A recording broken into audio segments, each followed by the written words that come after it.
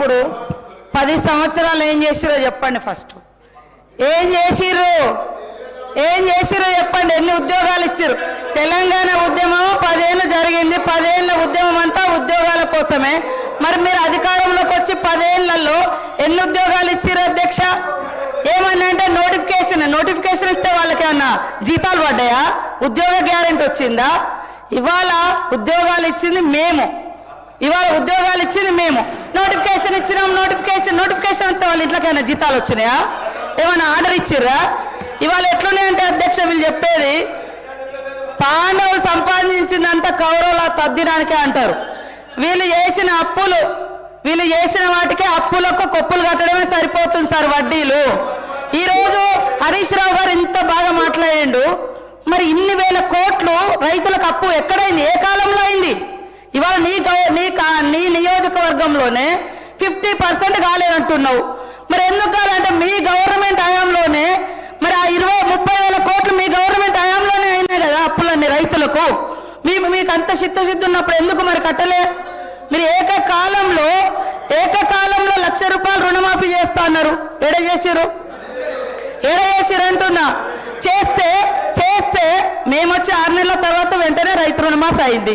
6 నెలల్లో చేసుకున్న అప్పు కాదు కదా రైతులది. ఇవాళ యాసలు ప్రాసలు ఇప్పుడు బాగా మాట్లాడుతున్నారు సార్.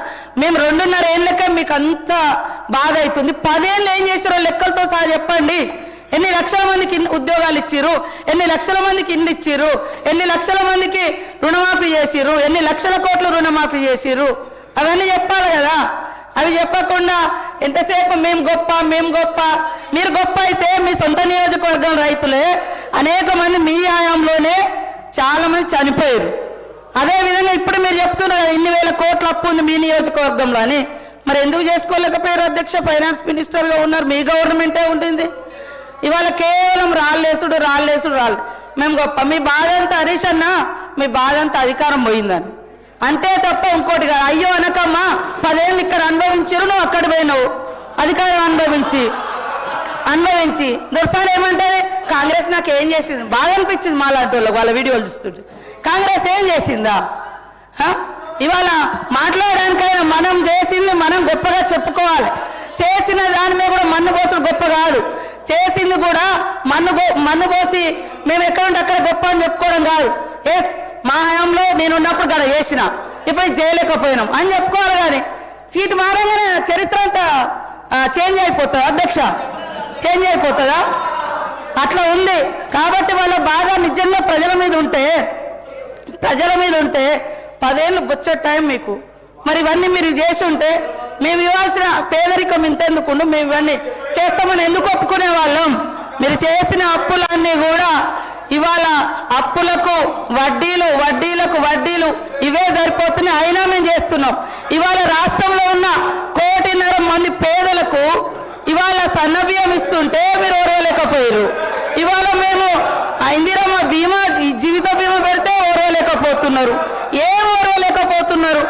బాధ అంతా మీకు బాధ ఉంది తప్ప పేదోడికి ఇల్లొస్తే మీకు సంతోషం లేదా? మీరు ఇయ్యరైతురి. మీరు ఎన్ని ఇళ్ళు ఇచ్చారు? 10 ఏళ్లలో ఎన్ని ఇళ్ళు ఇచ్చారు చెప్పండి. మేము ఈ 2 ఏళ్లలో ఎన్ని ఇచ్చినాం మేము చెప్తాం. మరి చెప్పకుండా కేవలం మట్టి పోసుడు దుమ్ము పోసుడు కాదు. మీరు చేసే చెప్పుకుంటూ మేమేం చేయాలో అది చెప్తే బాగుంటుందని కోరుతా ఉన్నా అధ్యక్ష.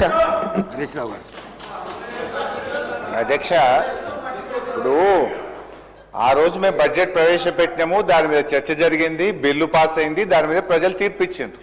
దట్స్ ఓవర్ అధ్యక్ష. ఇప్పుడు మీరు బడ్జెట్ ప్రవేశపెట్టిండ్రు, మీ బడ్జెట్ మీద మేము మాట్లాడుతున్నాం. మా బడ్జెట్ మీద మాట్లాడదామంటే టైం పెట్టండి. గత బడ్జెట్ మీద డిస్కస్ చేద్దామంటే ఇంకొక రోజు ఫుల్గా మాట్లాడదాం అధ్యక్ష. 2.5 ఏళ్ళు అయ్యాక ఇంకా మీ కథ, మీ బడ్జెట్, మీ లెక్కలు అని చెప్పుకుంటా ఇంకా ఎంతకాలం గడుపుతారు అధ్యక్ష? ఇప్పుడు చర్చ జరుగుతున్నది భట్టి గారు ప్రవేశపెట్టిన బడ్జెట్ మీద. డెఫినెట్గా దాని మీద మాట్లాడతాం కదా అధ్యక్ష. మీరు మా బడ్జెట్ మీద మాట్లాడదామంటే పెట్టండి. మా బడ్జెట్ అప్పుడు మేము పెట్టినాము, మీరు మాట్లాడినరు, బడ్జెట్ పాస్ అయింది, ఓటింగ్ జరిగింది, దాని మీద ప్రజలు తీర్పు ఇచ్చిండ్రు. నవ్వు మీరు చెప్పింది కదా మేము ఇన్ని చేస్తాం అన్ని చేస్తామని చెప్పినప్పుడు ప్రధాన ప్రతిపక్షంగా ప్రజల గొంతుకై ప్రజల పక్షాన ప్రశ్నించడం మా బాధ్యత అధ్యక్ష. ఇప్పుడు రుణమాఫీ ఎందుకు కాలేదంటుండ్రు? మీ నాయకుడే చెప్పింది కదా, కేసీఆర్ గారు 2 లక్షలు చేసిండని సంతోషపడుకుండ్రి, ఉరుకుండ్రి, మళ్ళా తెచ్చుకోండి, లైన్ కట్టుండ్రి, బ్యాంకుకు పోండి, మళ్ళా తెచ్చుకోండి, నేను రాగానే 7 తారీఖే మాఫీ చేస్తా అని చెప్పింది కదమ్మా.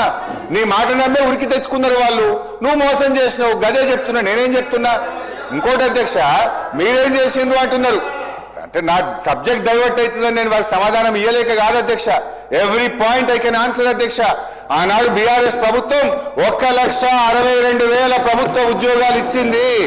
95% లోకల్ రిజర్వేషన్ తెచ్చాము.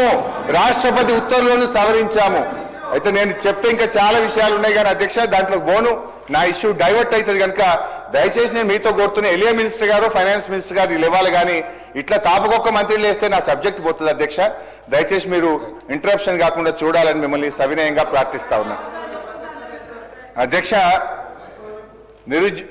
అన్ని వాస్తవాలు బడ్జెట్ బుక్కులు పెట్టుకునే మాట్లాడుతున్నా, మీలాగా నోటికి ఏం మాట్లాడతలేను అధ్యక్ష.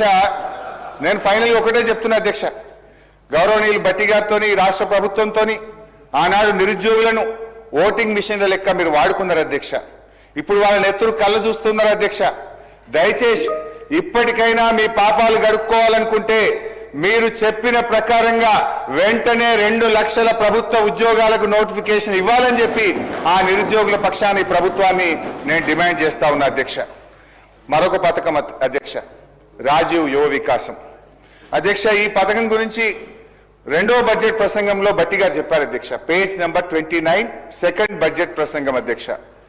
ఎస్సీ, ఎస్టీ, బీసీ, మైనార్టీలు మరియు ఆర్థికంగా వెనుకబడ్డ వర్గాల యువతకు స్వయం ఉపాధి కల్పన కోసం రాజీవ్ యువ వికాసం అనే పథకాన్ని ప్రారంభించాం. ఈ పథకం యువతకు ఉపాధి కల్పనలో ఒక గేమ్ చేంజర్ గా నిలుస్తుంది. ఈ పథకం ద్వారా యువతకు కనీ విని ఎరగని రీతిలో 6,000 కోట్ల రూపాయల కేటాయింపుతో ఈ పథకాన్ని ప్రారంభించాం అని రొమ్ము విరుచుకొని వారు చెప్పారు. వీళ్ళంతా బల్లలు కొట్టారు అధ్యక్ష. 7 ఏడాది అయిపోయింది అధ్యక్ష. 1 రూపాయి ఒక్క యువతి యువకుడికి ఈ రాష్ట్రంలో ఇప్పటిదాకా మేలు జరిగిందా అని అడుగుతా ఉన్నా అధ్యక్ష. అధ్యక్ష, మళ్ళీ ఈ సంవత్సరం same dialogue, same paragraph, same page, same speech. మళ్ళీ ఈసారి అధ్యక్ష ఈ బడ్జెట్ లో కూడా అదే చెప్పారు అధ్యక్ష. 6,000 కోట్ల రూపాయలతో ఈ పథకాన్ని ప్రవేశపెడుతున్నాం, ఇది ఒక గేమ్ చేంజర్ అంటాడు. పోయినసారి చెప్పే ఒక్కరికి చేయలే, మళ్ళీ అదే స్పీచ్, అదే డైలాగ్, అదే పారాగ్రాఫ్ డిట్టో కాపీ పేస్ట్ మళ్ళీ పెట్టి మళ్ళీ చెప్పారు అధ్యక్ష. ఏం మోసం అధ్యక్ష ఇది? ఎట్లా నమ్మాలి? ఈ బడ్జెట్కి ఏం శాంటిటీ అని నేను అడుగుతా ఉన్నా అధ్యక్ష. మీరు గేమ్ చేంజర్ అని డప్పు కొట్టుకున్న ఈ పథకం కింద ఇప్పటి వరకు ఎంతమంది ఎస్సీ, ఎస్టీ, బీసీ, మైనార్టీ యువకులకు సాయం చేశారో ఒక్కసారి ఆ వివరాలు చెప్పాలని చెప్పి గౌరవనీయులు భట్టి గారు నేను అడుగుతా ఉన్నా అధ్యక్ష. కానీ విని ఎరగని రీతిలో కేటాయించిన 6,000 కోట్లు ఏ యువకుల ఖాతాల్లో పడ్డాయో, ఎవరి జేబుల్లోకి మళ్ళాయో, లేక మీ ఎగవేతల ఖాతాలో జమైనాయా క్లారిఫై చేయాలని చెప్పి భట్టి గారిని నేను అడుగుతా ఉన్నా అధ్యక్ష. నాకు సందేహం వస్తుంది అధ్యక్ష. అక్కడ చూస్తే ఇందిరమ్మ